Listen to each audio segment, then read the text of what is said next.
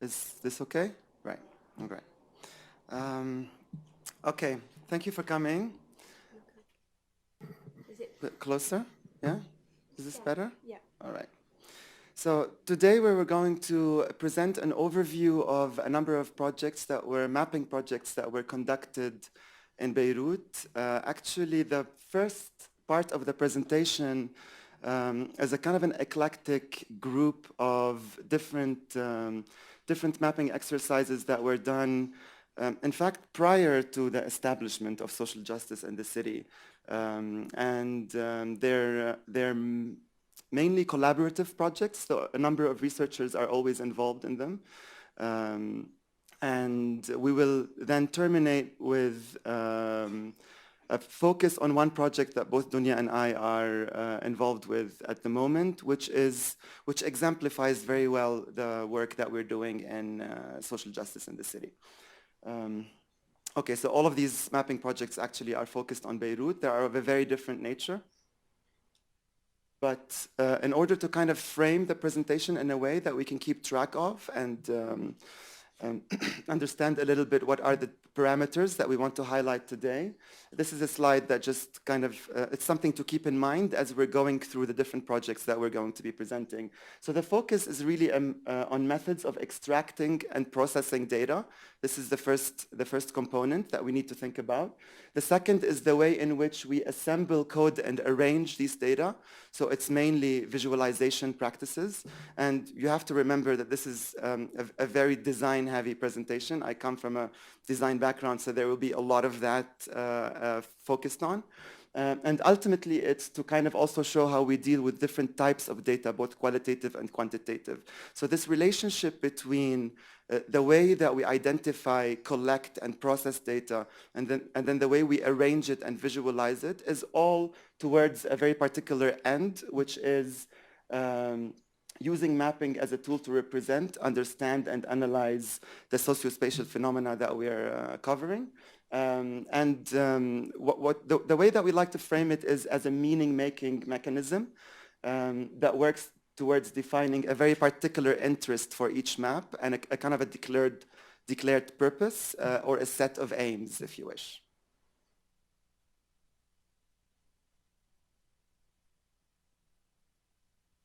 I will begin by a project that I actually did when I was a student a long time ago, back in 2001. And it focuses on the mapping of a strip in Beirut called Uzai. It's actually on the southern outskirts of the city, so it's outside the municipal area. And at the time of this mapping project, this strip, this road was in fact the only road that you can take from the city to the south of the country. And it cuts through an illegal settlement. And it's also in very close proximity to the airport. So it was a very, it was a site of a lot of contestation, especially at that time because the airport was expanding and an alternative highway was being built, which would basically shift all of the traffic from Uzai to this alternative highway, which in fact, I mean, at the time, the idea was that it will compromise the livability of the neighborhood, the commercial activity, which was very much activated by the fact that it was the primary route to the south. So a lot of people would actually take it on a daily basis. So this project actually included a lot of mapping exercises, particularly focusing on the different commerces that thrive in that neighborhood. But I will not go into detail, into all of this detail today. Instead, I would like to start by showing you this exercise, this visualization. I'm not really sure if we can call it a map. I'd like to call it a map, but in fact, it's a good way to start because I think it's one of those examples that makes us think of mapping in a very simple way. Sometimes all we need to do is extract a very particular set of elements from their physical environment, subtract everything else, and arrange them in a particular way so that certain relationships that exist across them can become obvious, can become readable. So what you see over here is a procession of poles and portraits of martyrs that are displayed in the median of the street. So it's basically between the two lanes, all across the Uzai highway. What you see over here is just a section of that, but in fact it extends quite extensively. And the idea here is just by simply extracting these elements from their physical environment, we begin to trace certain patterns that exist. For example, you notice that the order in which these martyrs are displayed is significant. So the edges of this procession tend to highlight more important, famous figures. And then the more you go to the inside, you notice that they become basically less important, less popular figures. Another interesting reading is the fact that you notice that the whole neighborhood is divided almost 2/3, 1/3 between two control authorities, particularly the political parties, the Shia political parties of Hezbollah and Amal. And this 2/3, 1/3 negotiation also begins to expose a very particular power negotiation that exists between the two parties. So a lot can be extracted, a lot can be read by this simple exercise of isolation. And this is kind of the beginning of thinking about how these methods of mapping can be interesting and can lead to meaningful readings. One point that I'd like to also raise here is the existence of these empty frames, which can be very expressive of ideas that, I mean, you can read them as just, empty frames. But in fact, there's something about this notion of more martyrs to come. It's a kind of a declaration that this kind of armed resistance will not stop. And there's much more to be filled. And we can also look at it almost like a state of latency. So these are almost latent martyrs. So it becomes quite expressive. It's almost like a kind of an urban installation that has its own narrative. And it's interesting to see how mapping in its processes of selecting and arranging can very directly and clearly expose these narratives and these readings.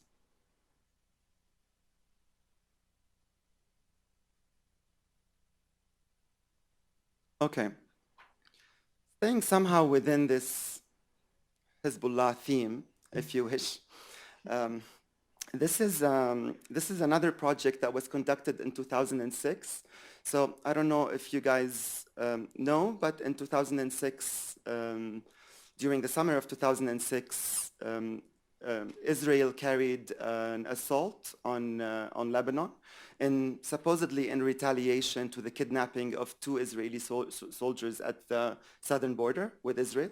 And so this was a moment of, it was a very difficult moment for us in Lebanon. It was quite violent.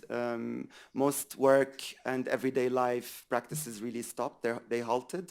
And a lot of us found ourselves almost helpless in that situation. So we, like many people, we started wanting to kind of contribute, make a difference, be involved. And a lot of us were mainly involved in relief work. Which is something that I also did at the very beginning of the war. But then a group of us sort of spontaneously got together and decided to use our design skills, and I mean, not all of us were designers, but in my case at least, to try to use our skills in ways where we can contribute a little bit more effectively to what's happening and make a bigger difference. So the main objective of this work was really to provide information about the assault that was not really portrayed in popular media.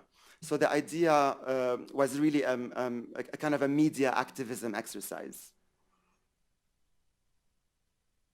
What's interesting here about the method of collecting the data and processing the data was putting in place a kind of a team that has a very regulated operation. So there were members of the team that were extracting this information, basically what was bombed, what location was bombed, how many times, at which day. And we were doing that, these people, these members of the team were doing that by referring to daily updates of news feeds online. And another group were transforming these data into some kind of Excel sheet that lists the regions and then accumulates basically the number of hits that were happening day after day. And then there was the design team that was visualizing this data on a daily basis, and then another team that would disseminate this data through certain media channels in order to challenge the kind of dominant narrative that was being given. In today's world of fake news and all, I think this is a quite relevant exercise. So basically, the idea was to show, to publish these maps on a daily basis. What you see over here is a kind of just 4 of them to see the way that they were building up day after day, and to disseminate it as such, one day at a time. Yeah, I will just get to that. So this is the locations bombed map, and the way that it was coded is each circle represented a certain number of strikes, and the central point of these concentric circles is either the area or the village or the city or the neighborhood that was in fact affected. What you see in red is the accumulation of the different hits that were happening over time.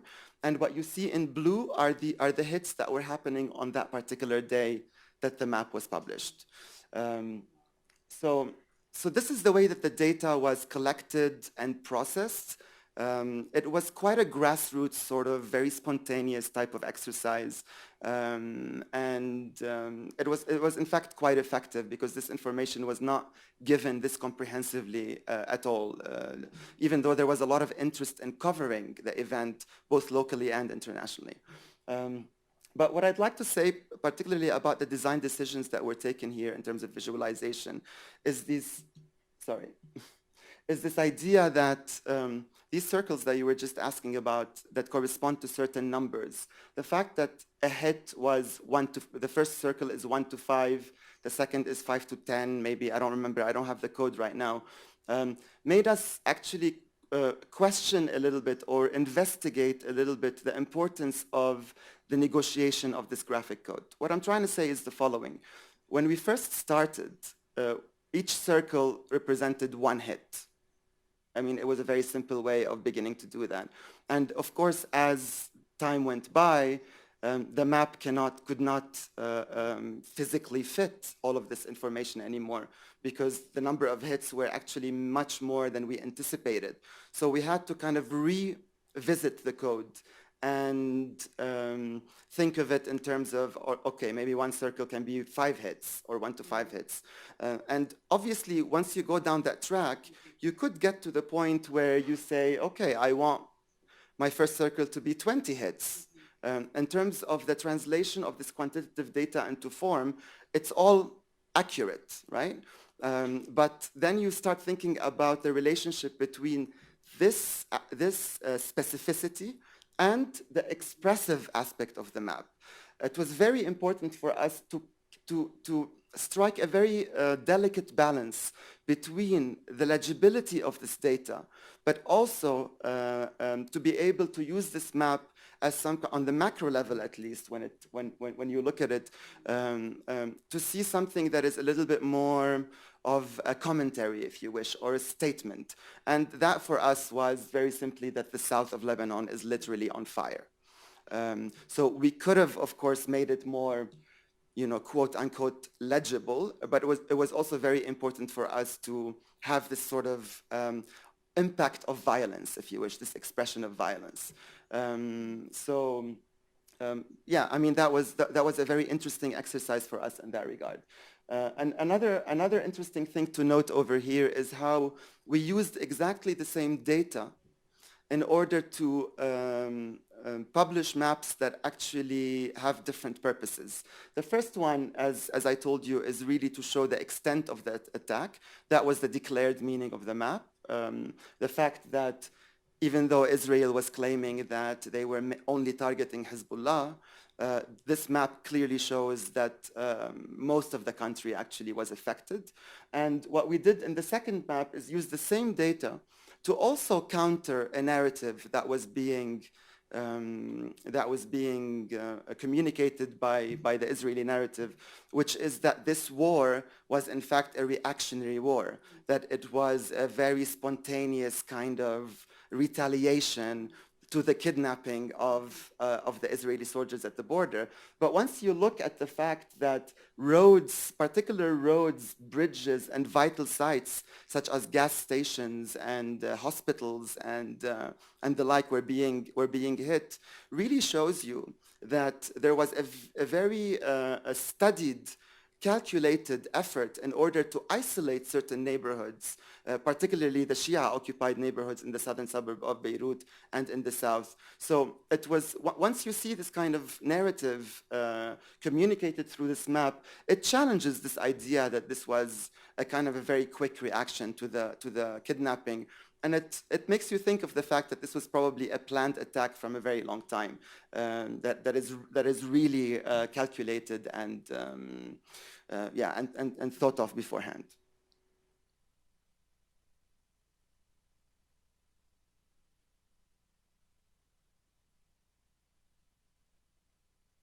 Okay, so in 2007, after the war, um, um, not a group, but a couple of artists called Lebanese artists called Joanna Haji Touma and Khalil Jrej were interested in the idea of the latent martyr and the idea of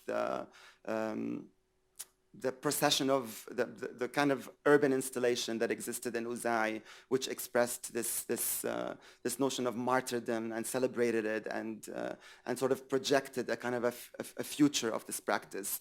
They were interested in what happened to this very particular procession after 2006, because in fact after 2006 there was a shift in the way that Hezbollah manifested itself on the street. So you no longer had a visible control of the southern suburb, but instead they decided to sort of resort to patrolling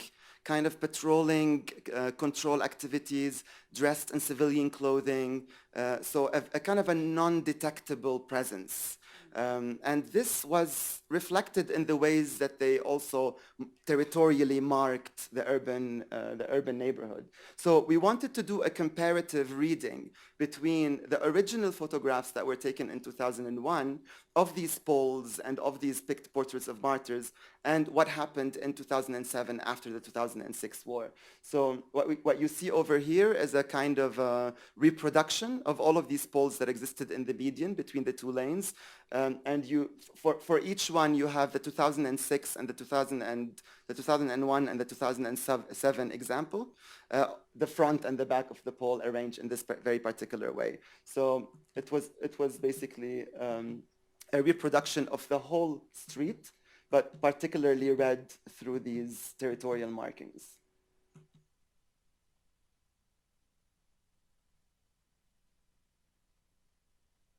What was particularly interesting for us is these micro moments in the map, right? I mean, this is some kind of diagrammatic representation. I like to call all of these efforts mapping efforts. So we need to think about maps as not necessarily only geographic readings, but just ways in which certain information can be arranged so that certain meanings can be made.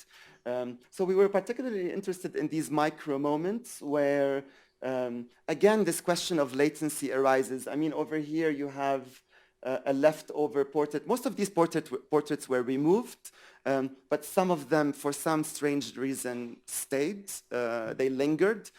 It could be because the people who were involved in removing them had a very personal connection to this very particular person. Maybe it was a member of the family. Maybe it was someone they knew. So they kind of left the portrait there. And you know what you see over here is these painted poles.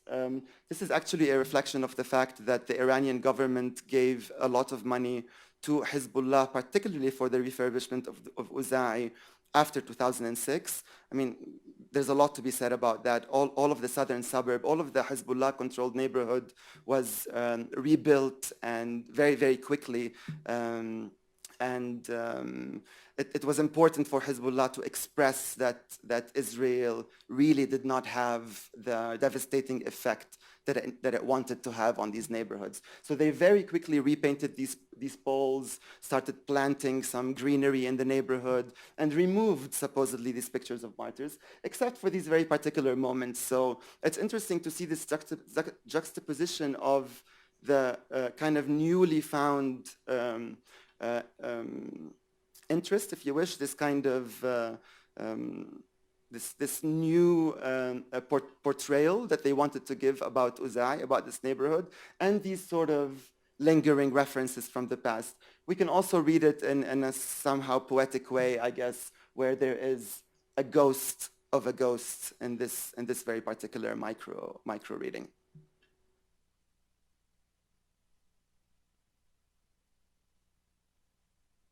Okay.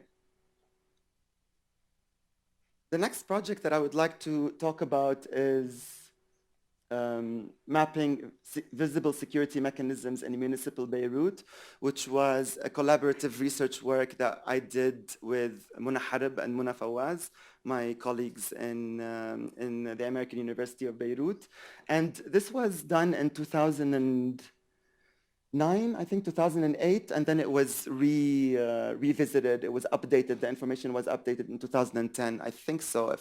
I can't really read the dates from this corner. So our interest in this very particular map is we were witnessing a very dramatic and rapid proliferation of visible security mechanisms around the city. You have to remember that this happened after the assassination of the Prime Minister Rafiq Hariri in 2005.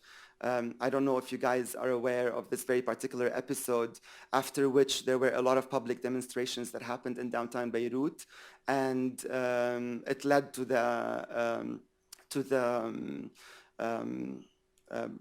departure of the Syrian military presence in Lebanon. So it was a very important episode in the recent history of the city and the country and the city in particular. So what also happened after that is a series of bombings and like car bombings. How do you say that?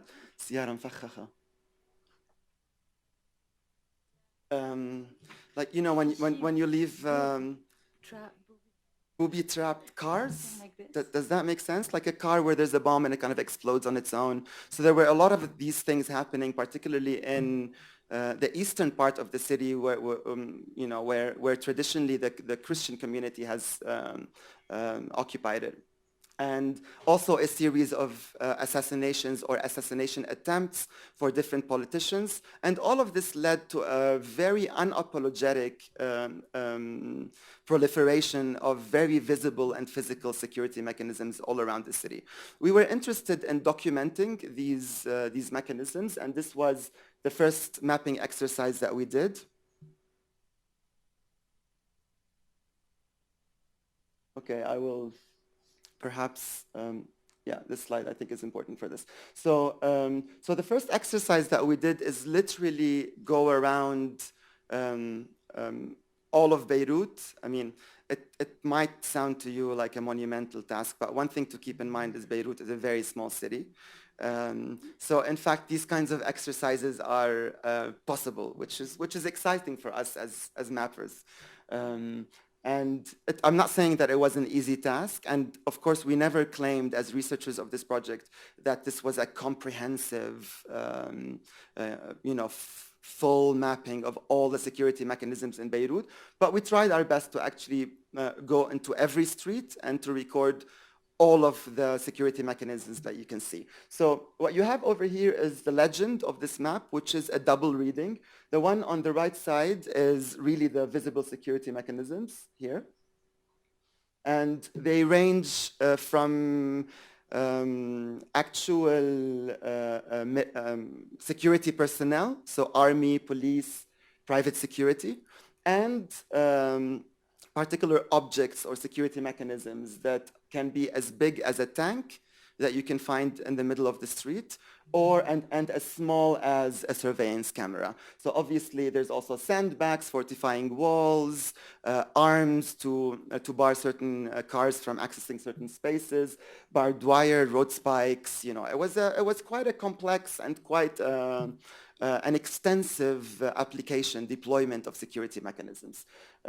So this is on the one hand. And on the other hand, we also wanted to show not only the fact that these are the observable security mechanisms in the city, but we also wanted to show how these security mechanisms were deployed in a particular way to affect mobility, to affect circulation in the city. So what you see on the other side of the legend over here is a kind of a coding of what was being secured.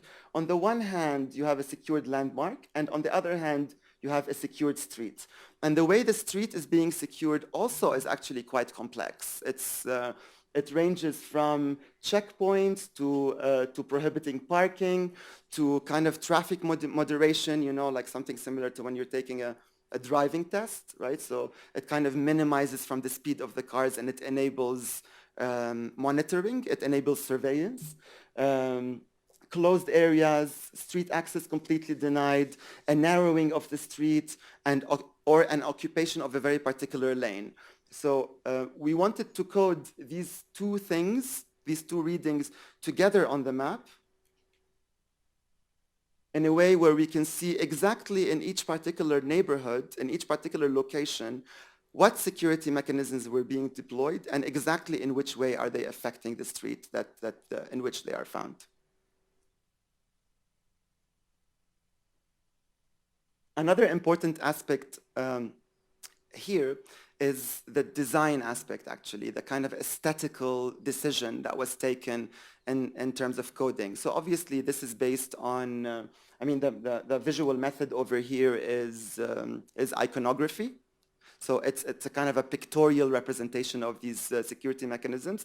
But we also wanted to treat them in a very particular way, giving them this sort of three-dimensional kind of treatment in order for them to look almost like play pieces on a board game.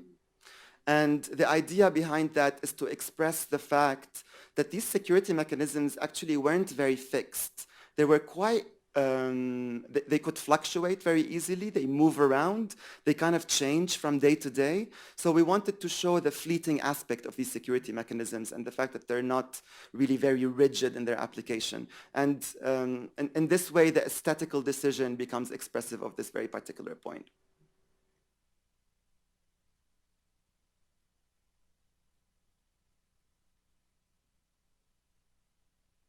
Okay, so this project actually didn't stop at this map. We produced a series of maps. The original map that we did only opened a lot of doors and a lot of questions for us.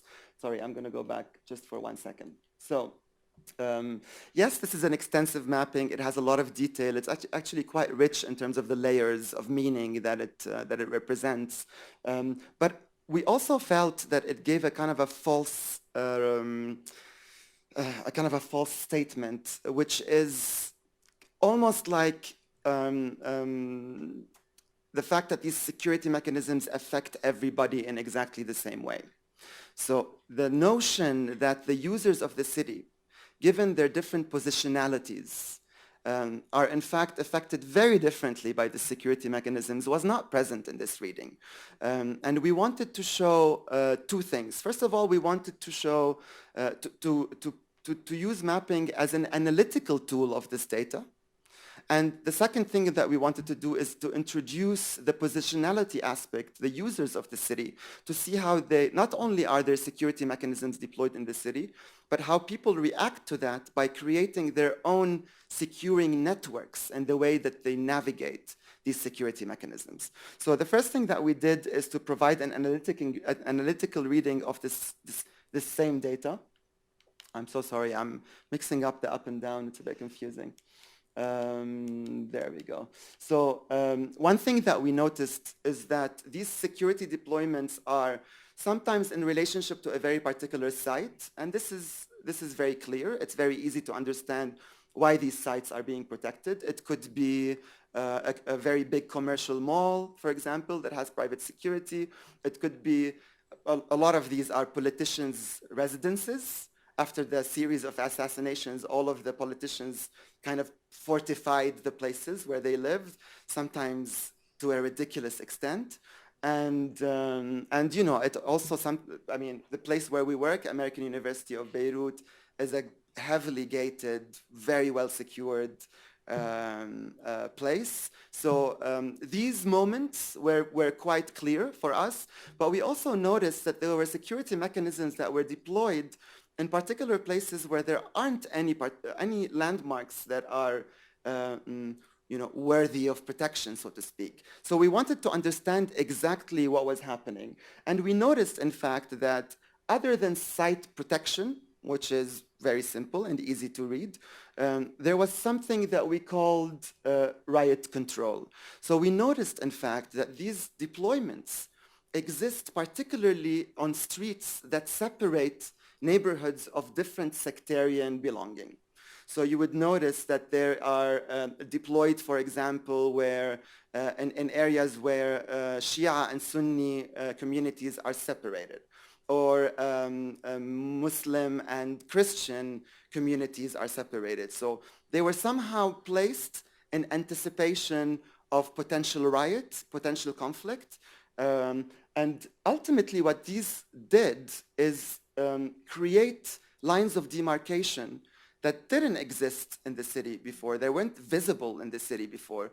And even though these communities can sometimes exist a little bit in an isolated way, these neighborhoods are quite porous, quite permeable, and particularly these lines of demarcation existed as arteries in which these communities clearly coexist. So it was interesting for us to see how certain green lines are now emerging. And what we did in this map is also show the historic green line which separated East Beirut from West Beirut during the Civil War, which started in 75 and ended in 89-90. I mean, I'm not going to get into that, but one could argue that it actually didn't really stop. But so there was a kind of a resurfacing of this logic of the green line, but in so many different places in the city. And it's these security mechanisms that started creating a kind of an alarming geographic situation and reality. The second part of the work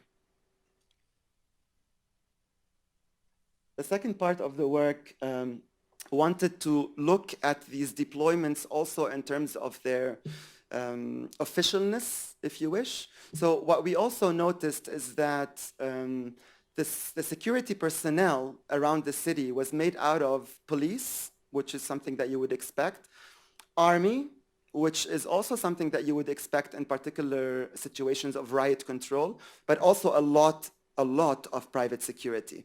And another thing that we noticed is that these do not, in most cases or in a number of cases, do not exist independently from one another. So you would see, for example, in Raitem, where Hariri's son, the prime minister at the time, who practically inherited the position from his father, where this person lives, there is... Prime Minister. Hmm? He's still Prime Minister. He's still Prime Minister, yes. So you would notice that there is a kind of a mix between private and public security. And downtown Beirut also has, you know, this aspect that is clearly shown. So this map for us wanted to question the officialness, if you wish, of the security deployment. Next, what we wanted to do is the securing networks that I told you about, the securing navigational sort of strategies that different users of the city came up with in order to navigate these security mechanisms. But in order to do that, it was very important to give background information about Beirut in terms of at least sectarian divisions and class divisions, because it will be very difficult to understand the trajectories that the individual trajectories of people without knowing exactly what constitutes the rich areas in the city and what's the kind of sectarian demographic distribution. So this is a map that shows basically the disparate class divisions that exist in Beirut in very close proximity. What you have in red is really premium land of really high price, and what you have in gray, for example, is it gray or the yellow? Gray. In gray is informal settlement, and what you have in yellow is actually Palestinian refugee camps. So we're talking about, you know, a very big spectrum of class that exists in the city. And another reading that we wanted to give is, you know, I don't like this map at all. It was very important to show, to find indicators so that we can express exactly what is the kind of Christian-Muslim division that exists in the city. Unfortunately, our most obvious and easy indicator was the presence of churches and mosques, but I have to tell you that this is not, I mean, it's not as simple as it seems over here. In fact, it is, you know, you find a lot of areas that are very mixed, and increasingly today, this doesn't necessarily represent the situation. But it is more or less expressive of the fact that at least historically, Beirut was predominantly Christian in the east side and mixed in the west side of the city. And these were kind of like background information that were important to be given so that we can understand these securing networks that were, these trajectories of people that were created by the different people depending on their positionality. What I mean by positionality is obviously identity markers of class, gender, ethnicity, social state, educational status, and the like, all of these different identity markers. So we selected a range of people and we created individual maps for each person. And these ranged from migrant workers such as Syrian men working in construction, migrant workers such as domestic workers, particularly female domestic workers in households that in Beirut come from so many different places such as Sri Lanka, Ethiopia, and other places. And we also mapped, I don't know, something like, I'm trying to think of an example, like an older Sunni couple, well-off, who live in Beirut, who frequently visit downtown Beirut. And also we created ones for ourselves, the researchers. So we wanted to you know, also put ourselves out there as middle upper class, educated, people who live in, you know, the very privileged sort of AUB, American University of Beirut community. Can I take your water? Yes. Thank you.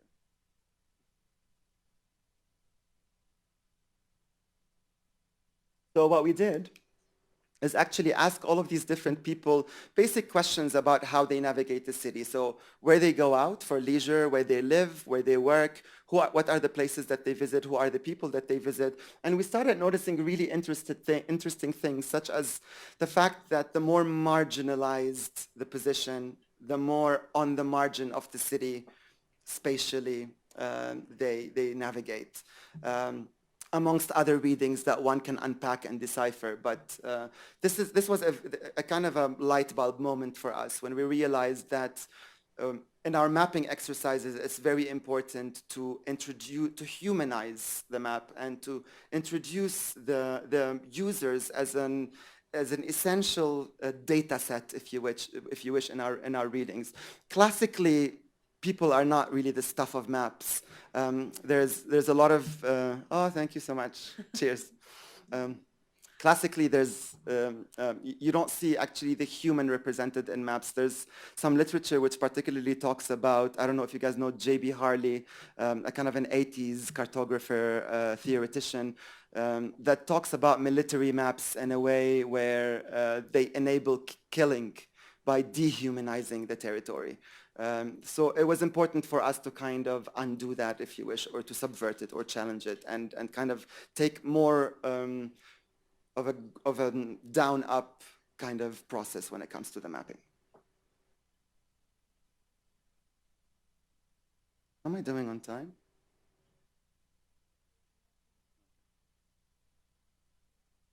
All right. This is a very different project. And now, if just to kind of synthesize a little bit what happened before, if we want to focus on the different forms of data collection. So obviously we saw projects that deal with observation, going on the street, recording, observing, keeping a log of things, and then trying to map this data. The 2006 Israeli war project has a very particular mechanism of collecting data, which is resorting to media channels, news feeds.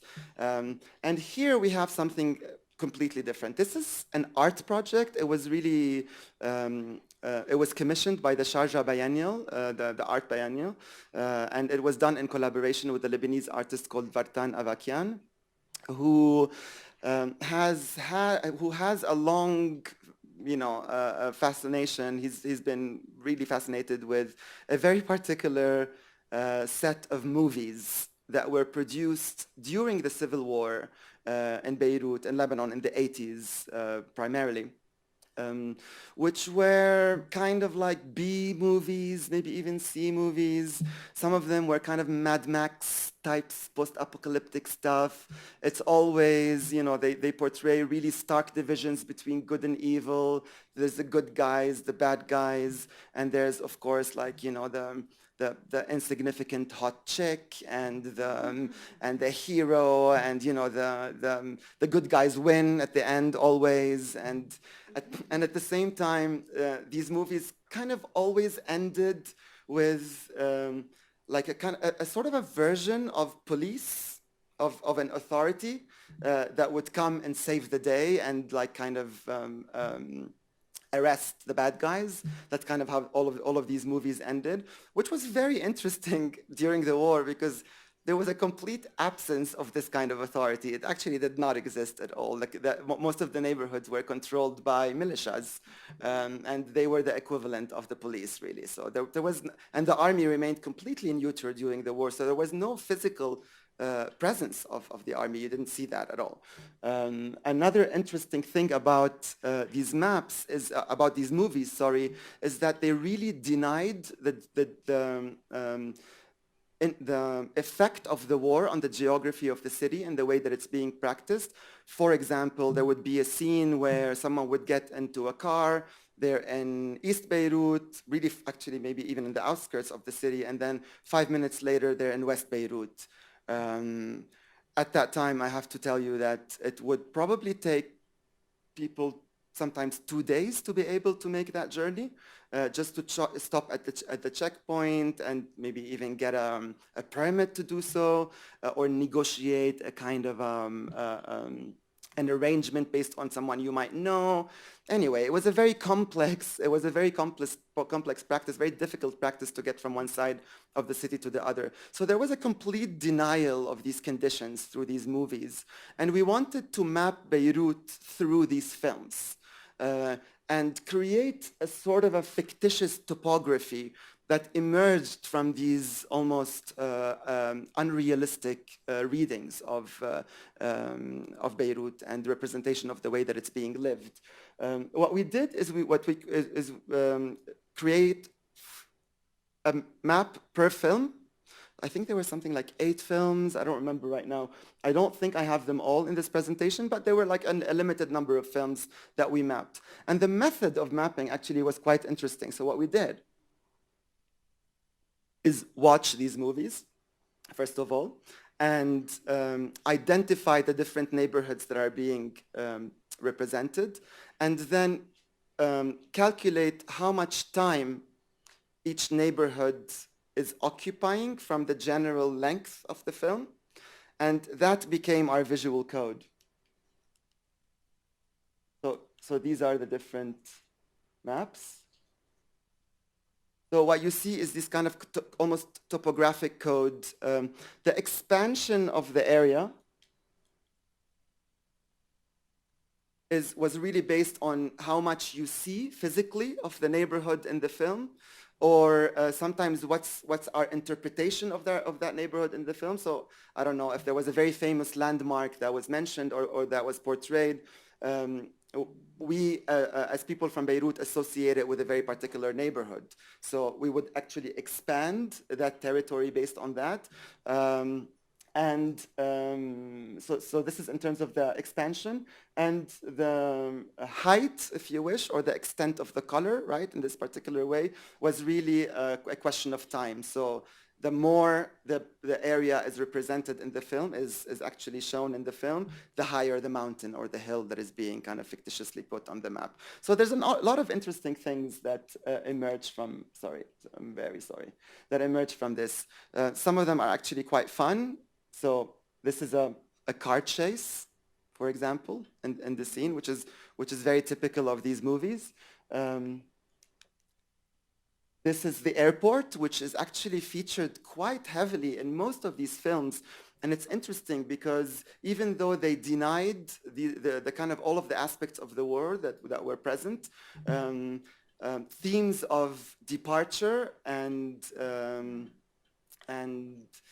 escape were actually there a lot in the movies, and the airport was, always used as this kind of space to leave the city. So even though they denied the war, they sort of acknowledged the fact that there was some kind of turbulent reality that necessitated a certain escape, really for survival primarily. And this is another interesting moment because this is like the typical sort of Mad Max Lebanese version. So what you see over here is downtown Beirut, which was the most affected, the most destroyed part of the city during the civil war. So it was really a no man's land. And it also was the site for a very huge garbage dump. It was, you can imagine, deteriorated buildings, a lot of garbage, mountains of garbage. So really a perfect set for a kind of a Mad Maxian type scenography. And another, so it was, all of it, 100% was shot in this location. Maybe there's another point in the map, like an indoor scene or something, I don't remember. But another thing to keep in mind is that downtown was really completely deserted. So they would literally bring in the cars that they want to explode for the scenes. And then they don't have to clean up after themselves. So actually it was a very practical and kind of a cheap movie set, if you wish.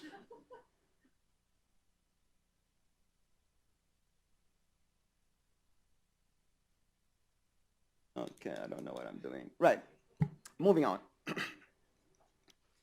So this is another project, yet another method of data collection, and yet another method of visualization in order to make a very particular meaning. This is what the set of maps that you're going to see now until the end of my part of the presentation are all components of one big research project, which, I mean, it was a publication that we have examples of here. So it's, they're in Arabic, but I mean, I don't know. We'll distribute them. We don't have a lot. Sorry, I don't think we can cover everybody. But this is our typical sort of mechanism for our research projects, which right now we're recreating, if you wish, with our most recent work with Dounia. What we do is produce a kind of a newspaper supplement in Arabic to be distributed freely with a daily newspaper. And it's a kind of a compendium that includes our own research work, different research projects that are very visual heavy, very mapping heavy, and also includes different reflections from different people on the same topic that we're trying to kind of go over. the one, this one that I'm going to be showing you right now. I mean, the security work was the first one that we did. This one right now is focused on public space, and the third one that we're currently working on is about refugees in the city. So Dounia would talk about that more in detail. The first research project that we did is, I mean, within the framework of public space in Beirut, is a mapping of outdoor activities in 1950s Beirut. We were interested in, I mean, there's a lot of sort of a kind of a liberal discourse which calls for, green public spaces, outdoor public spaces, which is very typical, obviously. I mean, it's something to be expected, but that we wanted to show that these kind of scripted parks that are being called for do not necessarily correspond to the way leisurely outdoor activities were practiced traditionally in the city. Most of the practices actually that existed in Beirut back in the 50s depended heavily on natural sites and not scripted spaces, scripted public spaces. And in order to kind of map that, what we resorted to is oral histories. So we talked to people of a certain age, so people who have the advantage of retrospect, and we asked them, where did you go out in Beirut in the 50s, and what were your leisurely practices?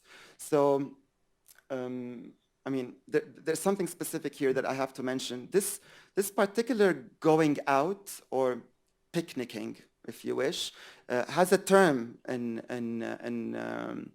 not in Arabic, but actually in colloquial Syrian Lebanese, and it's called siran, which is almost like drifting. As a kind of a word, the meaning of it. I mean, my mother still uses it. It's actually very urban. My parents don't know this word. Okay. So it's really an urban practice term. Where did your parents live? In the mountains. Right, okay. So yeah, I mean, that's very interesting. It was a particular word that was used by urban occupants to qualify their going out practices. To the nature. Going out to a natural... Yeah, to a natural site, exactly. So the mapping method here was really great, the mapping and visualization method. I mean, we really like this map because we never did anything like it before. What we did is interview these people, and through an analysis of these interviews, we would identify particular locations that are mentioned. And what we would do, there we go, is highlight in yellow the places that are mentioned and then put their names. They're also numbered. And this was displayed alongside excerpts from these interviews. So you would see exactly what each person is saying about what exactly would be practiced in each site. Yes, these are the words that you see. If you want, this is very expressive. Yeah, so exactly. You have on the same page, you have the map, and on the sides, you have extracts of the interviews of oral history. And in the text, that yellow or orange text is highlighted, which is then represented in the map. So the text and the map come together to understand this oral history. Exactly. So almost the Yeah, it's the same. It's the same one. Yes. Yeah. With excerpts from the interviews which highlight the areas that are being mentioned. Yeah. So they came together in the publication. So another interesting thing over here is, I mean, we directly noticed that all of these Siran locations are in fact all natural sites. So we're talking about the pine forest, the river, the rocks on the coast, sand dunes that existed. Actually, I mean, all of this is urbanized these days, but you can see it over here. So all of this was actually sand dunes. Well, here. And you have the pine forests, you have the river over here, and all of these rock formations that actually were quite popular sites for leisurely activity. I mean, outdoor activities there by the sea, and you can imagine the attractiveness of that. They still are. I mean, this part of the city is pretty much the kind of the leisure outlet that exists now, but it's mostly privatized, and it's mostly basically built resorts, and there's no longer this natural aspect except for very few locations. This is pretty much the mechanism over here. This is pretty much the method. Another thing that I'd like to mention is that we did two things in this map. One is do it all by hand, and that was in reference to the way that maps were drawn at the time of the study. I mean, we wanted to kind of give a throwback to traditional methods of map making and representation. And we also resorted to French colonial maps of Beirut for our general features, because these were the only maps that existed that can actually show these natural sites. If you look at any more recent map of Beirut, none of this is really present, or actually just remnants of it would be present. So it's a mixture in terms of method, in terms of data. It's a mixture of resorting to historic maps for our base, and then punctuating it with coded information that comes from oral histories.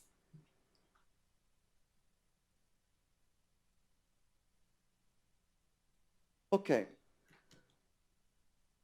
The second multifold project that we did focuses, which we're still within the framework of public space, is really a kind of a study that we did on the street, particularly on the street as the ultimate public space in Beirut, especially given the lack of public spaces in the typical sense, such as like a park or a playground or the like. I mean, these things are very, they don't really exist in the city. There's very few of them. Even the coast is not really accessible by the public, and mostly. So what this actually means is that the street becomes in and of itself the epitome of public space practices. And we wanted to show three different readings of the street in this study. The first one really has to do with looking at two things: different activities that exist in the street, such as resting, begging, policing, parking, selling and buying. So all of these kind of transactional things and all of these practices. It was a very practice-based mapping, practice-based reading. So it's color-coded. Sometimes a person can have two codes depending on the kinds of things that they're doing. But we also wanted to show how these practices are redefining the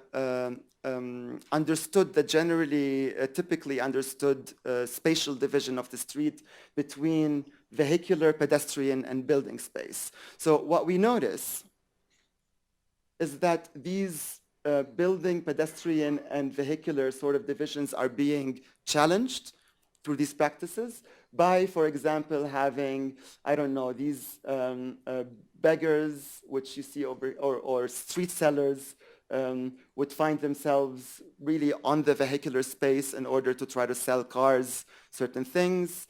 And another very typical thing that you see in Beirut are these sort of kiosks. They're not really kiosks, they're shops with a kind of a window that obviously are in the building space, but then you have people that park on the street right next to them, and you can be serviced from the store while you're in your car.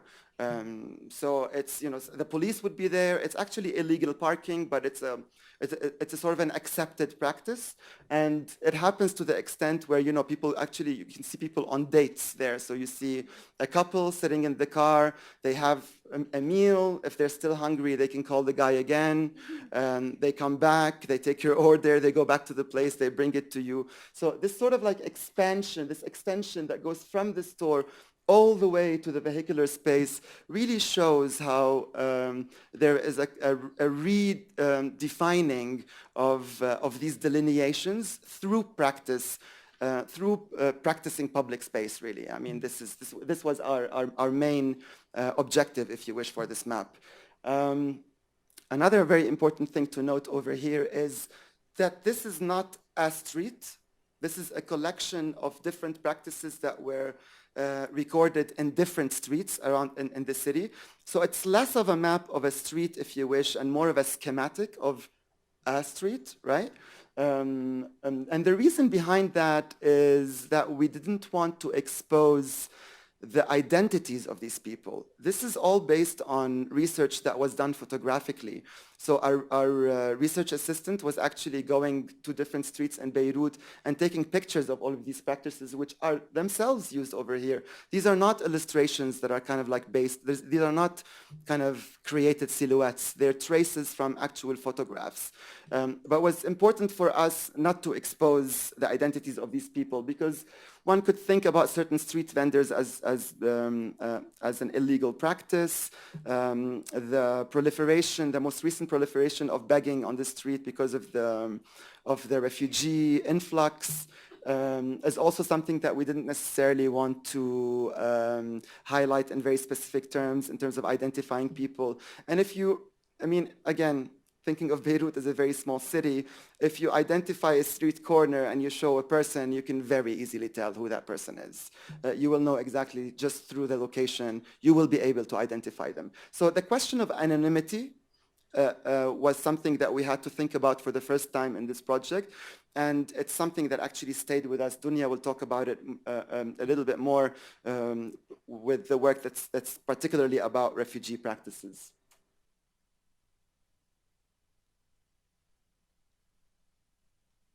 Okay.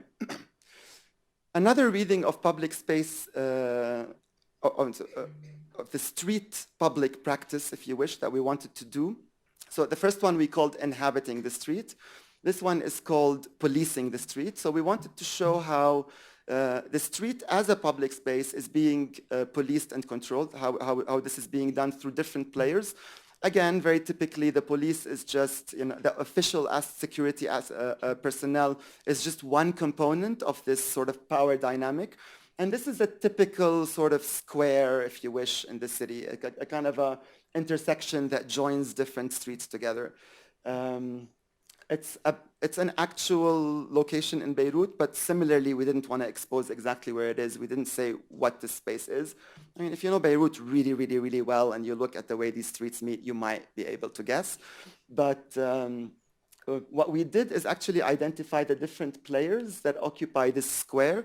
So we're talking about a policeman, but also about concierge. I don't know if you guys use this word, like a building manager, right? Also the private security of certain retail outlets over there, a bank, the driver, the personal driver of a politician that lives in one of the buildings. So there's all of these different players, and including one man who, I mean, even with our extensive research, we couldn't really understand why this person was there and at what point did they become sort of like the boss of the area. But they were literally, this person literally controlled the park meters. Like if you wanted to park and pay, you could go to the park meter yourself, put some cash in, get the card, put it. I mean, but this guy actually kind of controlled them. So you give him the money, and he would sort of take care of and tell you where you're supposed to park your car. Sometimes even take the key and move it if he needs to. And we're talking about a very, very, very public space in the middle of the city. This is not some kind of like on the outskirts, kind of, where you would have maybe some kind of community control, which you would expect in places that are not as urban. I mean, I hope I'm making my point here.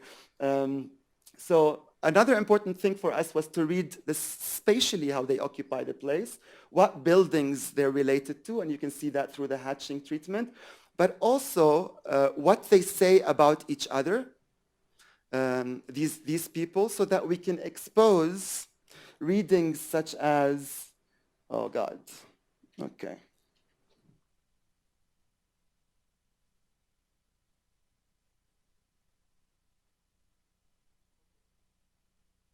So there were some transactional things that were happening. So some of them collaborate, some of them negotiate, some of them give permissions to others. and you can kind of sort of extract these meanings through speech. And that's a kind of a new data collection and processing mechanism that we introduced, particularly in this project, that had to do with interviewing people and then trying to analyze their speech in ways that could be coded, right? So this is really what we call qualitative mapping. So you don't have numbers, you don't have a set of things that you can sort of create categories for, but just people saying things about each other. So we started extracting particular sentences and coding them in a way where we say, okay, so this person gives permission to that person.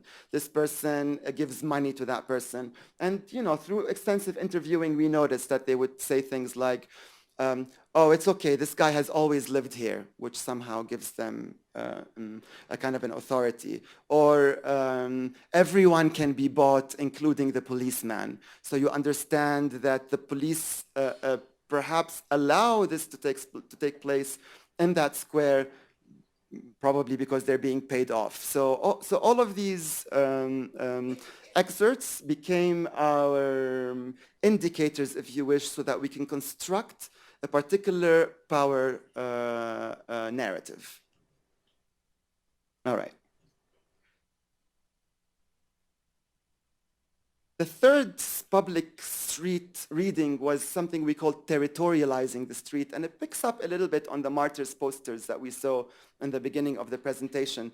This idea of marking the street territorially through a religious and political affiliation, playing out these political and religious affiliations is a very, very common practice in Beirut. You see it everywhere, in certain areas more than others. And we wanted to kind of do a mapping of a particular neighborhood that is historically and notoriously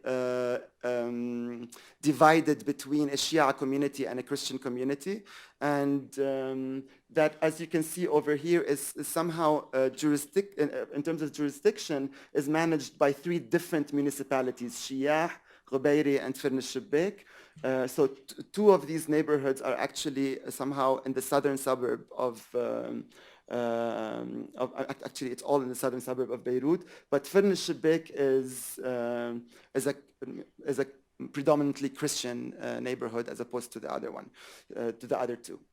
But what was more interesting for us over here is actually not these municipal divisions as much as how territorial marking of the street are being played out on these different surfaces, on these different walls. So what you see over here is a kind of an isolation of each street on its own and a projection of the different markings that exist on each side of the street. So we did it for all these streets that were highlighted over here. Sorry, there we go.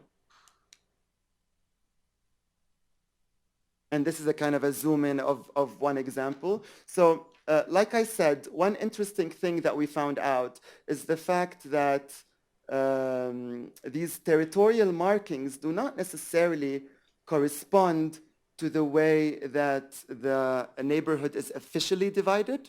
So they did not parallel each other at all. And the other thing that was quite interesting for us is this stark difference that exists between the way that the Shia community played out their territorial markings and the Christian community played out their territorial markings. So other than the obvious aesthetical, kind of stylistic things that one could read in terms of difference, what we see over here is something that might appear to be much less coordinated in terms of effort, almost organic, haphazard, that ranges between portraits of politicians and party flags and the like, even some donation boxes for particular Muslim charities. I mean, it's a bunch of things. And we notice also that some of these posters are donated by individuals rather than commissioned by the party itself, versus what's happening on the Christian side of the neighborhood. And this, by the way, is a continuation of the same street. So it's basically where the neighborhood shifts on the same street between the Christian community and the Shia community. So what you see over here is a very regimented, very controlled way of marking the street with a single stencil that is reproduced almost exactly in the same way. And in fact, this stencil could be downloaded. The stencil itself that you can cut out could be downloaded from the website of this party, which is the wait. No, it's a wit. So how do you say that in English? Lebanese forces. The Lebanese forces, that's the name of the party, which is a historically right-wing Maronite militia in Beirut during the war, which was demilitarized after 1990. As opposed to, of course, the Shia kind of resistance practice, which to this day is actually quite militarized, and it's government endorsed as an anti-Israeli resistance. So that might actually begin to explain a little bit this sort of, I mean, I think for me this expresses a certain kind of confidence versus this which is targeted really towards, it's the party talking to their constituents. And one very interesting aspect of this stencil is that it says under it, under this cross, which I might add is a dagger cross, right? So there's a violence to this very particular symbol, and it was a symbol that was heavily used during the war as some kind of code or some kind of icon for Christian aggression, if you wish. But under it, it says, "Don't sell your land."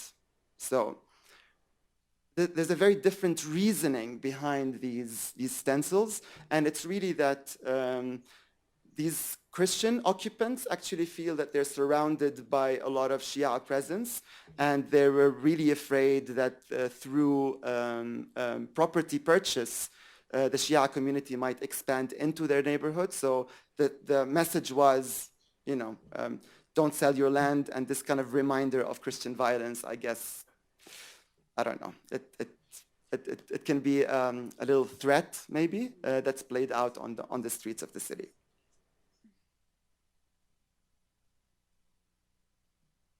Lastly, this is the last one that I'm talking about. Am I past my hour? Or no, just finished. Okay, perfect. The last research project that we included in this public space publication had to do, and this was spearheaded by two researchers called Nadine Begdash and Abir Sa'su, who were our co-editors of this project and our research partners at the time. So this work is mainly theirs. So, I mean, I just want to give proper credit. And it really focused on play as an entry point and identified different sites in the city that are empty lots that were kind of occupied by young children, like by boys who used them as football fields. So again, in the lack of the scripted public space and the play spaces in the city that one would expect, there was a kind of way to deal with that, to find an alternative. And this map actually shows you an identification of all of the different empty lots that exist in the city. And almost all of them are actually used as football playgrounds. A number of them were selected for a more in-depth focused mapping of each site. And we created a kind of a timeline, a narrative of what happened to the site in order for it to become a kind of a practiced football field. And there's almost always a sort of a conflict between private ownership and public practice, because most of these lots are actually privately owned. So what we did is basically create a timeline per lot, which goes back to aerial photographs of how the site was, how it got urbanized at a certain time, and then pictures of how it got transformed into a football field through certain interventions that these kids did, like putting lines that I guess demarcate the, I don't know, sorry, the proper sports terminology, but like the goal and the edges of the field and the middle line, sorry, okay, all of these things. So you see them played out in these particular places. This is just to give you an idea of basically how they look like. So you have something like this over here or something like this over here. I'm not really sure if this site in particular is used as a football field, but this definitely is, as you can see actually over here in this picture. Sometimes there are more of kind of a concrete, something that could otherwise be used as paid parking space that gets occupied by these kids as well. This is an example of how each singular timeline works per site. So it begins with looking at the different archival documents to show how the neighborhood around the site has been developing.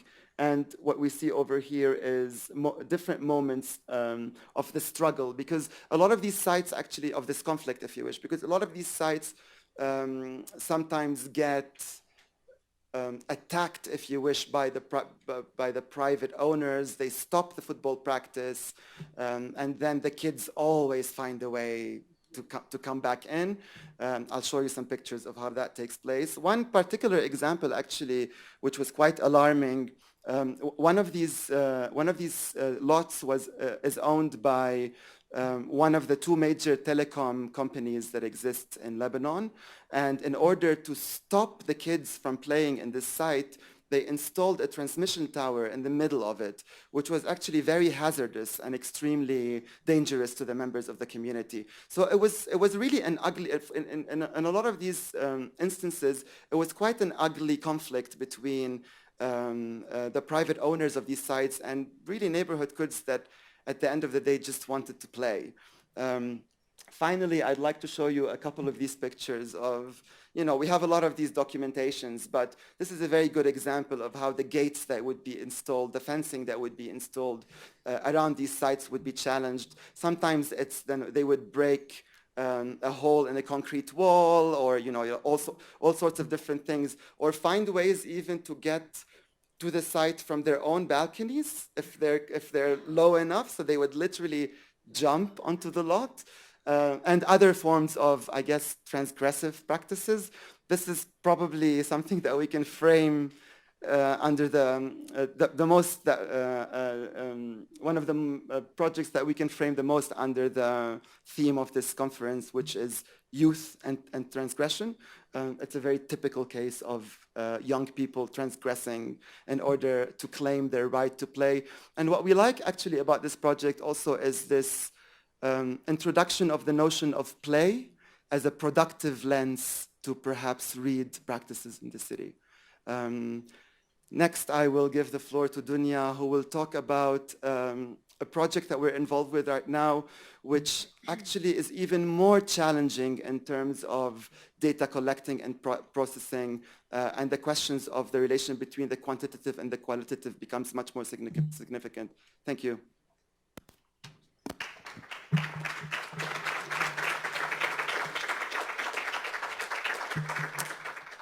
So Ahmad's not here, but I will start. I'll be talking about our more recent work, but the idea is not to do an overview like Ahmad did, but to give you a more, because I know you are geography students, you probably work with GIS, you work with the data that is qualitative or quantitative. So we decided to use that most recent project in order to talk about methodological questions and processes of creating these maps. So our most recent research in terms of, so we're aiming to produce this kind of publication too, and it's going to be, I'll explain a bit more about practices of Syrian refugees in the city.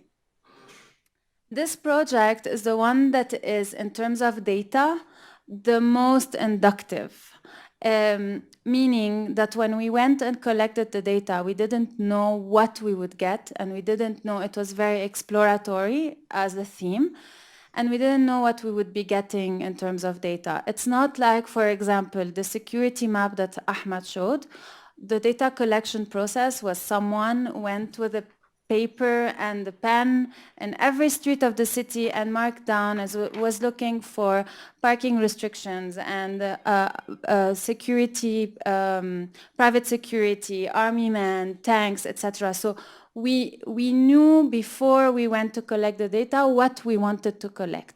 Here it was a much more inductive process. So the creation of visuals, the visualization of our data was really back and forth process, and I'll explain a bit more how. Okay.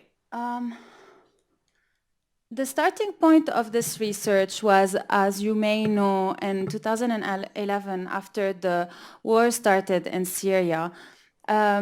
There are more than a million and a half Syrians who came into Lebanon as refugees. Our starting point was, so this is UNHCR main website page. Do you know who UNHCR is? No, it's the UN agency that's responsible for refugees around the world. So UNHCR's main website page is very representative of what we wanted to be countering in our work. And it is so in two ways. And this is not saying that UNHCR is not doing good work. It's just very representative of the kind of discourse that we wanted to be going against. In two ways. The first is the representation of this registered Syrian refugee, this one big number, this idea that refugees are one category of people. So there is, before it used to be more than 1 million, this number, so that one with a lot of zeros, and this is what refugees are. It's a one monolithic group of people who need to be helped and who need to receive aid. The second issue that we have with that we had with the way refugees were framed in Lebanon and are still framed is spatial and geographical. So you can see this map that represents, that are 4 big blobs that say how many refugees there are in every region. This is new. UNHCR added this, so it's a bit more detailed in terms of geographical spread of the refugees in Lebanon. But what this is showing for us is, I'm sure when I tell you Syrian refugee, you imagine a child, maybe his face is dirty and there's a tent behind him. And this is really not the reality of refugees in Lebanon or even in a lot of regions of the world. But as you can see, in Beirut you have 26% of the people. North Lebanon actually, so this is a very good example. North Lebanon is part of this big blob around Beirut that is, North Lebanon is, part of it is the outskirts of Beirut itself. So in reality in Lebanon, we have a majority, even sometimes we think up to 80% of refugees who are living in cities. So the image of the refugee who lives in an informal tented settlement or in a camp is really not true. So what we wanted to do in our research was, first of all, undo this idea that the refugees are one big category of people, but also show the and therefore show the diversity of their experience, the diversity of their practices, and to show how actually they change the city, how they practice the city, what kind of, what's, for example, the type of obstacles they go through to find a housing in a city that already had a housing problem. So this was the main objective of our research. And, okay, so I'm going to stay here a little bit. And the beginning of our data collection was very, very exploratory.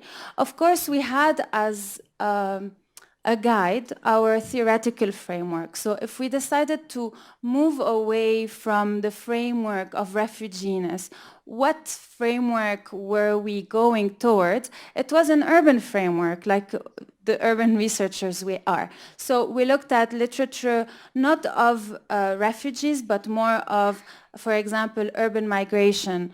People, how do communities form in cities? And I'm sure you know a lot of this literature, for example, about neighborhoods that form around migrant communities. How newly arrived migrants in cities use their social networks in order to find the services that they need. So this is the framework that we had in mind. We ended up with 3 projects only because we don't have more time and we have limited resources, but we have a list of things we would like to explore. The first one, I'm going to do like you, Ahmad, going back and forth. Yeah. So the first case study that we selected came from one of our research assistants who is Syrian and who made us notice that a lot of her friends live all in the same neighborhood, which is the neighborhood of Jaitewe that you can see here.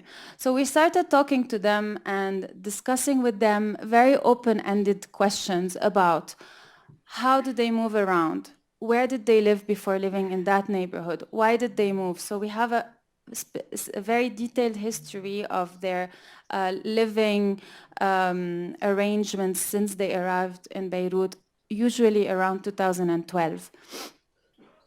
We asked them how did they find their jobs? Where do they go to the doctor? We really tried to go as wide as possible in talking to them and understanding their experience of moving from Syria and coming to Lebanon. Okay, so after talking to them, we realized there was something that was appearing that we were not expecting, which was related to the perception that they have about the neighborhoods of Beirut. So very clearly, in their discourse, we started seeing value that was a value judgment that was added to the neighborhood. So this neighborhood is good, this neighborhood is safe, this neighborhood is unwelcoming, I never go there because it's a bad neighborhood, etc. So we started classifying the data, so you're going to be seeing a lot of Excel sheets. We started classifying the data, so if you can see, this is the code that we gave to the interview, gender, age, they all turned out to be men, almost all of them.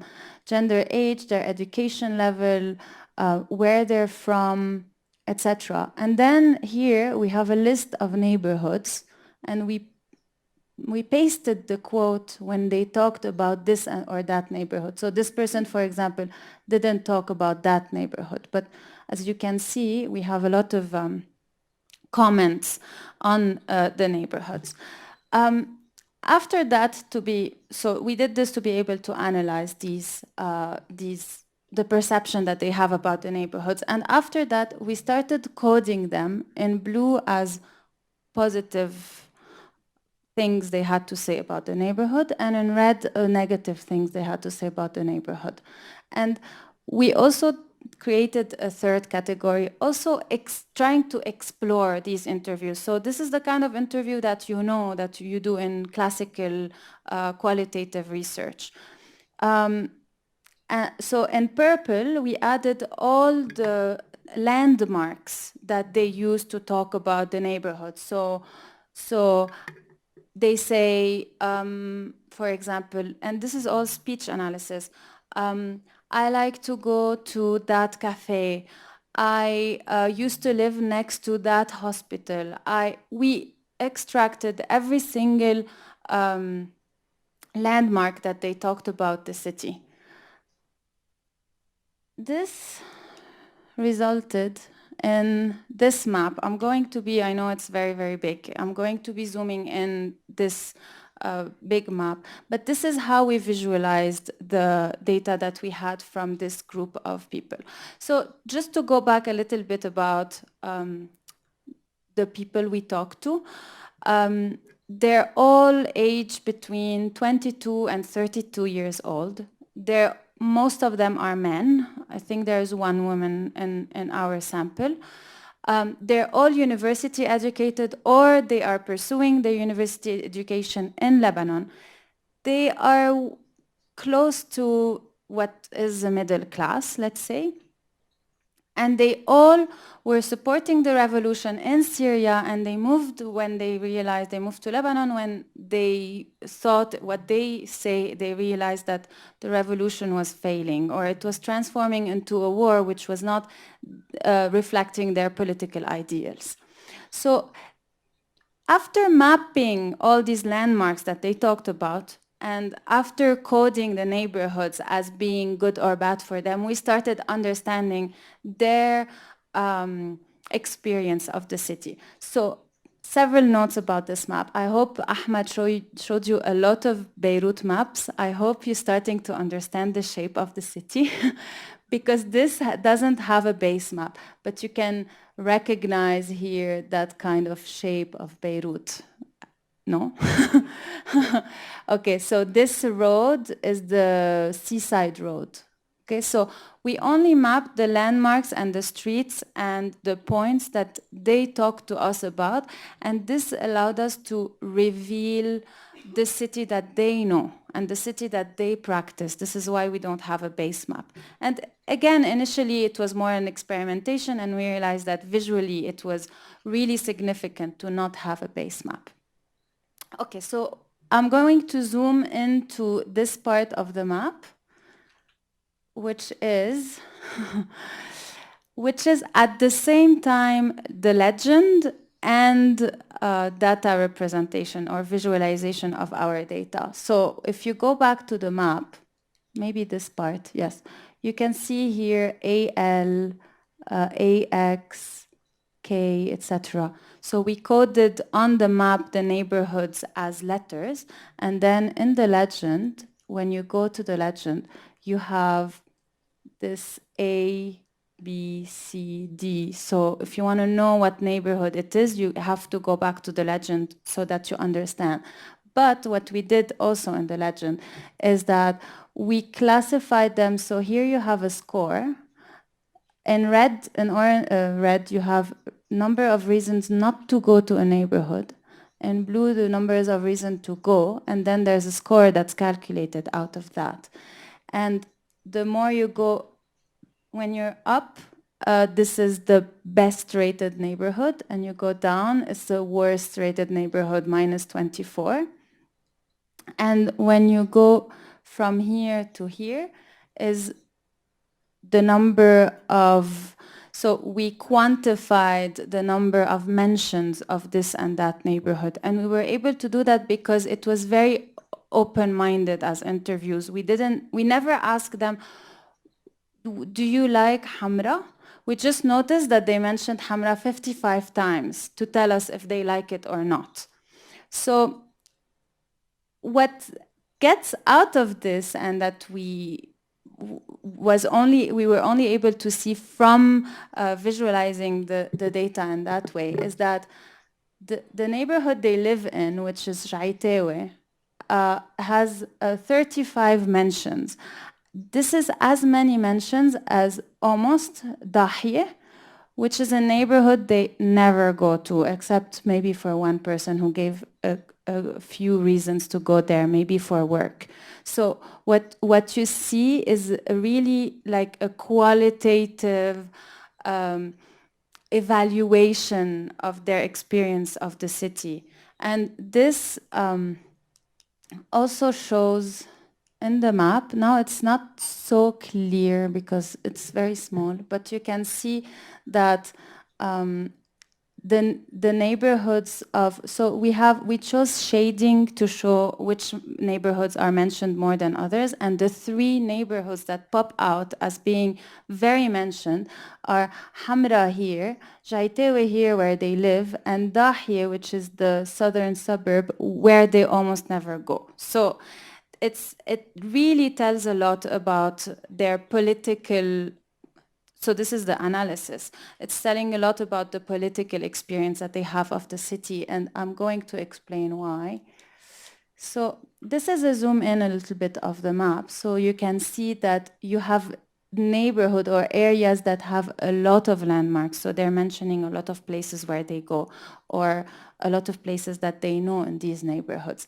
And so there, we noticed that in reality, these young men had a very common trajectory from their arrival to Beirut to their arrival to the neighborhood where they now all live, which is that they first moved to that area of the city, which is usually known as being very cosmopolitan, very mixed between Christian and Muslims, very commercial, also very leftist historically. And it's also a neighborhood that a lot of them mention visiting as children when they were coming as tourists to Lebanon. So this is a neighborhood they know well, and this is where they first arrived when they arrived to Beirut. Then slowly with time, around 2014, they all moved out of Hamra, sometimes went to another neighborhood before going to Jaitewe, all of them, because they noticed that the party that is connected to Assad in Lebanon actually has its headquarters in Hamra. So it took them those couples of years to realize that it was actually an unsafe neighborhood for them. This is in addition for prices getting up in this neighborhood, etc., because there are several universities around that neighborhood. So they all moved to a neighborhood that was cheaper, more neutral for them politically, and where they could start creating a community. So they also talked a lot about how they think they revitalized this neighborhood that was really aging neighborhood with not a lot of leisurely activities. One of them opened a cafe there.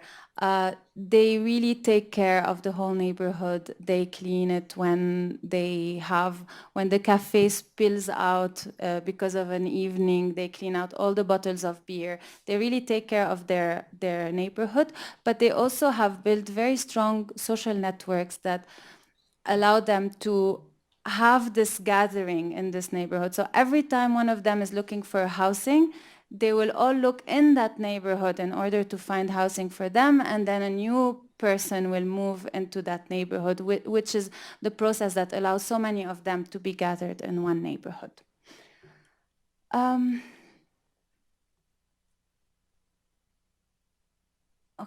am I going? Okay.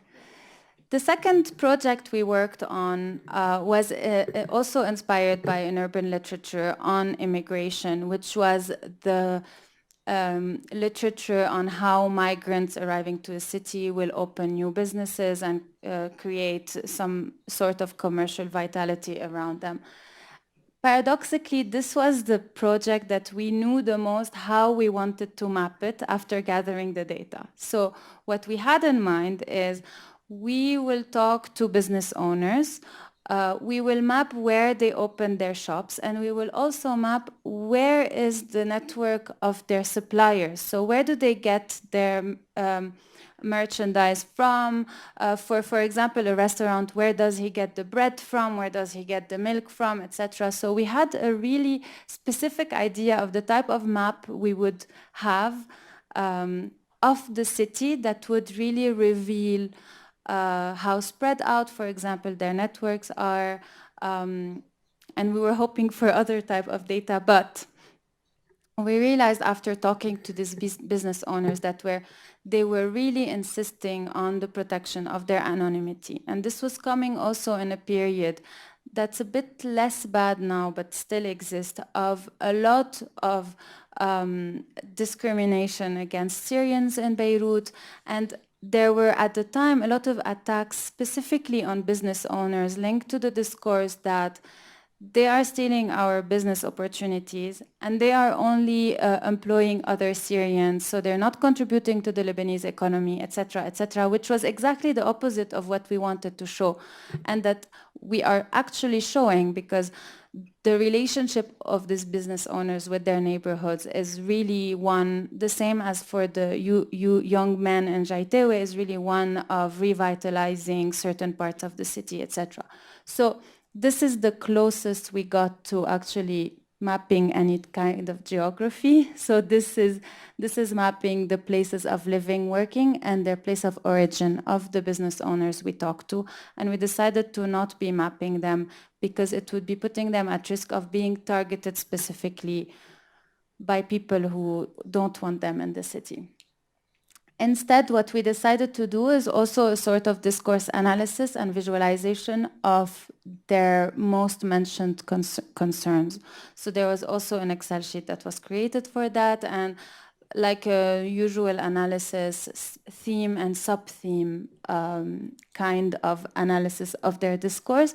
So this is these are their concerns from the most mentioned to the least mentioned. So the first one is the relationship to the law, because, and this is a concern for all the people we talk to, because the Lebanese government has created a framework that makes it very difficult to be documented or to have a residency in Lebanon.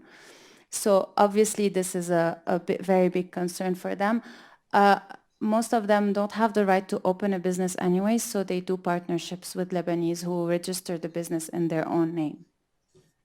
And then we did that kind of mapping of their concerns, with the sub-themes being connected to, so mobility sub-themes are connected to a knowledge of space sub-theme, etc. So this was a way for us to be showing that although we classified their concerns, they're not clear-cut inside boxes. They're actually a whole array of concerns that they have that are linked to each other.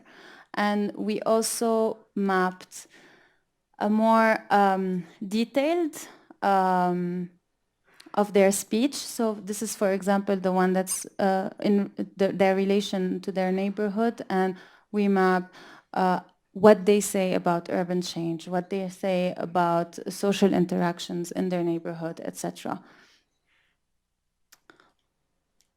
The third project that we did is the one about delivery drivers. So there's quite a majority of delivery drivers on the motorcycle that are actually Syrians in Beirut. We selected or we decided to talk only to delivery drivers who work in restaurants. So they deliver food all over the city, and we talked to over 20 of them actually.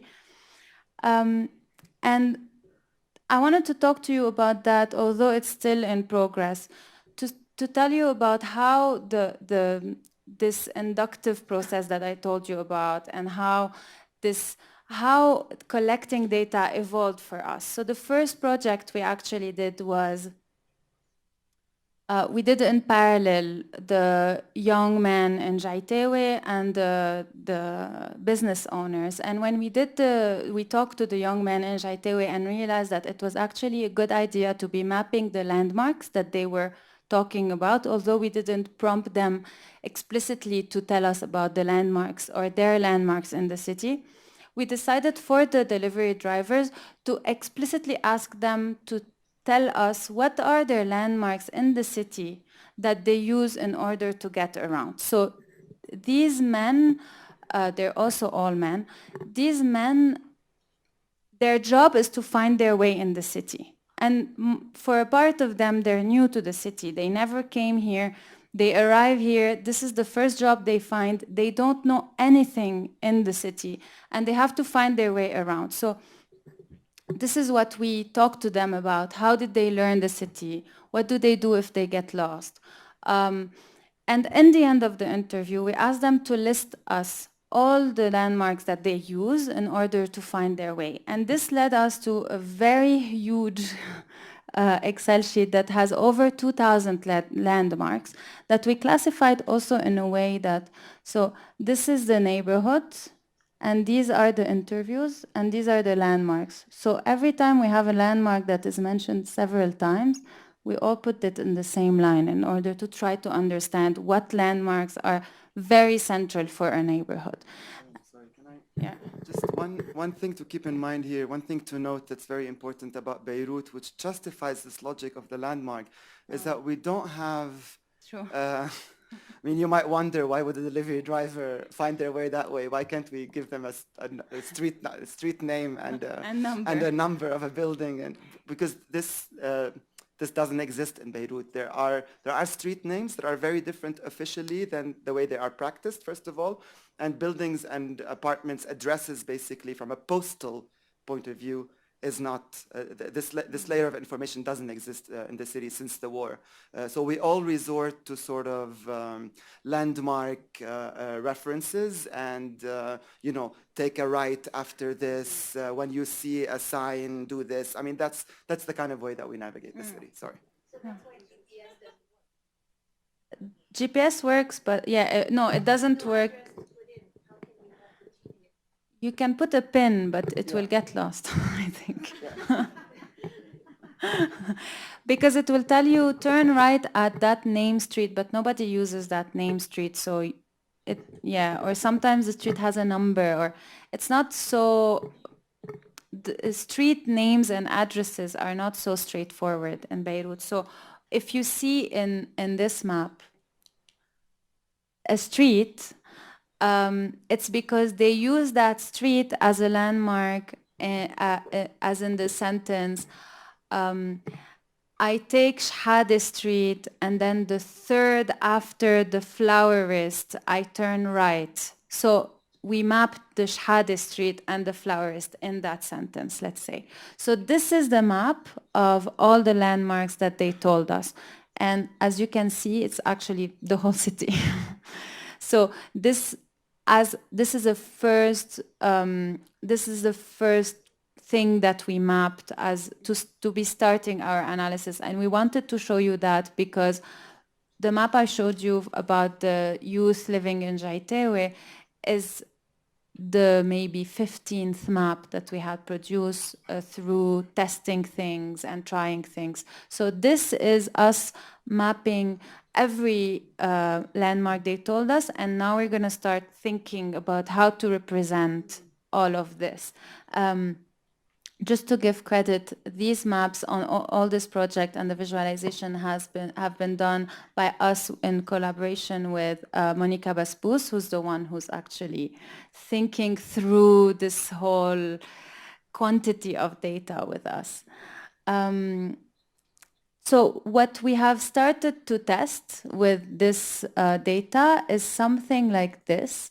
So like I told you, we asked them to give us landmarks in every neighborhood. We let them name the neighborhoods and then let them name the landmarks. And this is, for example, a representation. I think on the screen it shows a little bit better. This is a representation of all the landmarks that we're giving inside a neighborhood called Ashrafiyeh.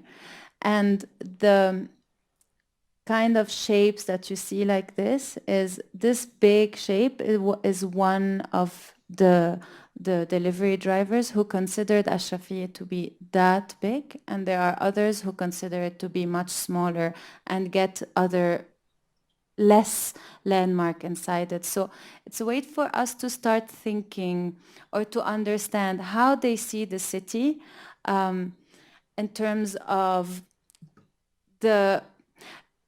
so it's a reflection for us about first, the very classical official map of neighborhoods. So you have very clear lines that determine the limits of a neighborhood. Then you have the people who practice them, who will say, this is part of my neighborhood and this is not, or another person from the same neighborhood will define the limits of their neighborhood differently. And so this is an actual visual representation of how these people who know the city very well define the limits of the neighborhood in different ways. So you can see clearly what is the center of that neighborhood. What everyone agrees on as being part of that neighborhood is Cécine's place. And there are other places that are more or less part of the neighborhood. And I think this will give us a lot of information also about sectarian divisions of the city, etc. Because Ashrafiyeh is actually one neighborhood that's around Cécine Place, but also it's used sometimes as a bigger term to define the Christian part of the city. So when you see this very, very big limit for Ashrafiyeh, it's actually more like the limit of the Christian or Christian area, and the ones who are using a smaller area for the neighborhood are actually mean to talk about the neighborhood itself. So I think slowly, while we're producing this kind of maps, we're going to be understanding better the perception that these delivery drivers have of the city. I don't know if you want to add something about this. No, I mean, the only thing that I would say is this, in fact, parallels a little bit the way that we ourselves, the natives, right, the locals, also understand the city. Even Dounia and I, having grown up in different parts of the city, do not agree on what constitutes a certain neighborhood. So this is kind of also reflective of that.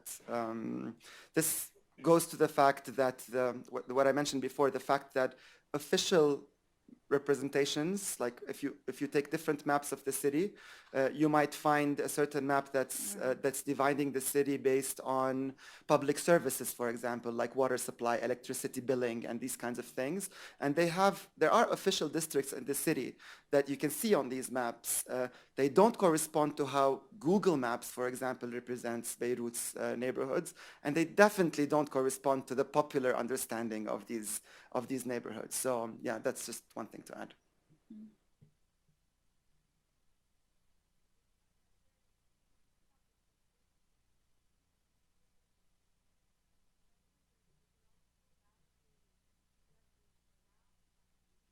The second part of the project. Yeah, yes. So no, yeah, Veronica was asking, is it just trying to define what the limits of a neighborhood is, or is it linked to a value or an impression of the neighborhood?